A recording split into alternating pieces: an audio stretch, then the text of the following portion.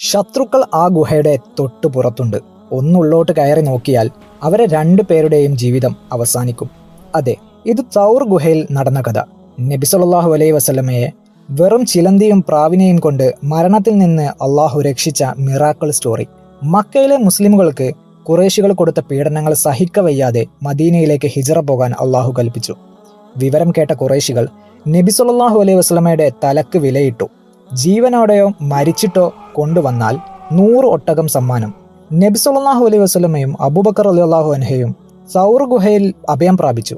3 പകലും 3 രാത്രിയും അവരവിടെ ഒളിച്ചിരുന്നു. 3-ാം ദിവസം ശത്രുക്കൾ ഗുഹയുടെ വാതിൽക്കൽ വരെ എത്തിയിരുന്നു. അവരൊന്ന് തലയിട്ട് നോക്കിയിരുന്നെങ്കിൽ മുത്ത് റസൂലിന്റെ ജീവിതം അപകടത്തിലാകുമായിരുന്നു. പക്ഷേ അവിടുന്ന് പതറിയില്ല. പേടിച്ചിരുന്ന അബൂബക്കർ റളിയല്ലാഹു അൻഹയോട് നമുക്കടുത്ത് 3-മതൊരാൾ അള്ളാഹുവാണെന്നും അള്ളാഹു നമ്മെ സംരക്ഷിക്കുമെന്നും പറഞ്ഞു. പക്ഷേ അള്ളാഹു ഒട്ടും പ്രതീക്ഷിക്കാത്ത രീതിയിലുള്ള രക്ഷ അവർക്ക് കൊടുത്തു. ഗുഹയുടെ മുന്നിൽ ചിലന്തിയെ കൊണ്ട് വല കെട്ടിച്ചു, പ്രാവുകളെ കൊണ്ട് മുട്ടയടിച്ചു. ശത്രുക്കൾ വന്ന് നോക്കിയപ്പോൾ ചിലന്തി വല കണ്ട് ആരും ഇവിടെ വന്നിട്ടുണ്ടാകില്ല എന്ന് വിചാരിച്ച് പിന്തിരിഞ്ഞുപോയി.